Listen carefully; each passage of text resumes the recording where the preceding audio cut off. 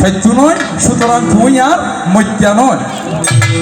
এই আশীর্বাদ পেয়ে আমার সেই বর্ষলোচন আনন্দে মাতিয়া নাচিয়া নাচিয়া যাই।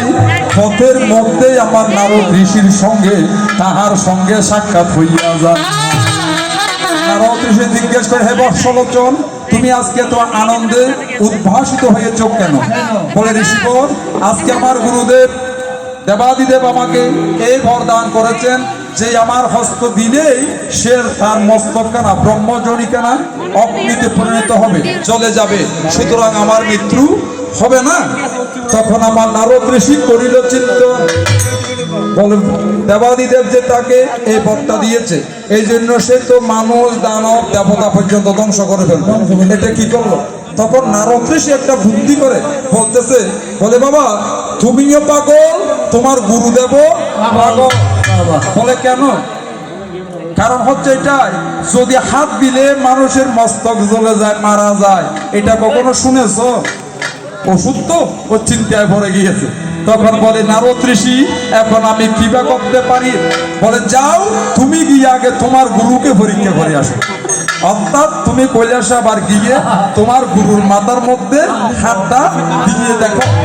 তখন আমার বর্ষলোচন আমার আসিল চলিয়া, আসিয়াই আমার কাছে বলে, হে গুরুদেব রাখো চরণে,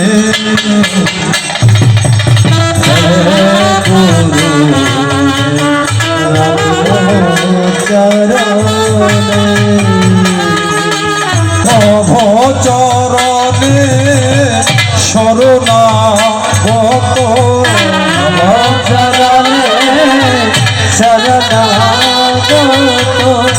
আশ্রয়না আসি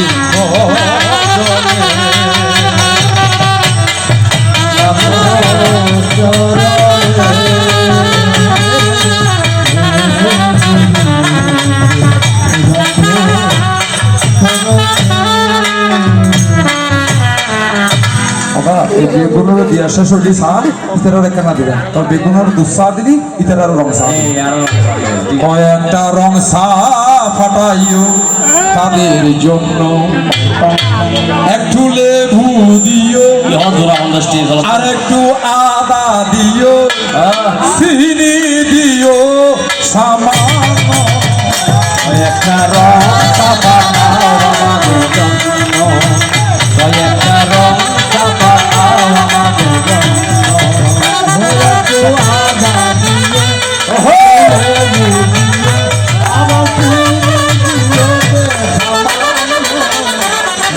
রং সা ফাটাও আমাদের জন্য, কয়েকটা রং সা ফাটাও আমাদের জন্য। ঠিক আছে দিদি, বাবা দিদি, চিন্তা করিও না। এবার তুমি শুনো দিয়ে মন।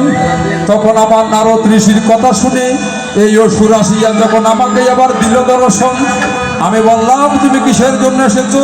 বলো ভগবান তোমার দেওয়া আশীর্বাদ আমি পরীক্ষা করব। আমি বললাম কিভাবে করবে? বলে আগে তোমার হাতায় আমার হাত দিতে। আমার মাথায় যখন হাত দিতে আসিল ছুটিয়া,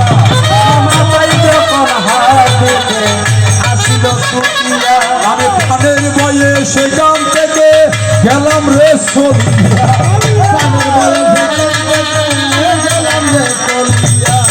প্রধান বুঝছেন না মাসি এর নারদ ফেসা বাজা দিয়ে যখন তোর গুরু ফলতে তোর আসি বেরিয়ে বুঝতেছে এর আগে তোর গুরু মাথা দাঁত দেবো, এখন আবার দিতে আয়ার কি বলো আর মাথা দাঁত এখন আর মাথা দাঁত দিলি তো আয় বলছে ইগো আয় কেন বলছি দৌড়িয়ে দুধ দিতে বাঁচি ফেললাই ইতি আর ভিজি ভিজি দুধ দিই এই দূর মধ্যে গিয়ে বুঝি বৈকুণ্ঠ ব্রহ্মার আছে বলে বৈকুণ্ঠ গেই বলে গেছে ব্রহ্মার আছে ব্রহ্ম লগত ব্রহ্মার যাই হয়েছি পাঠালেন যে নিয়তি নিয়তি ব্রহ্মা তার কাছে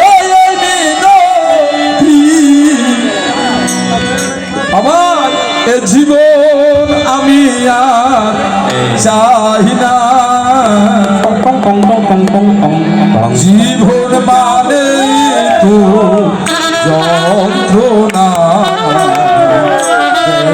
তাকে বোধন জীবন মানে তো যন্ত্রণা বেঁচে থাকতে বোধহয় শেষ হবে না।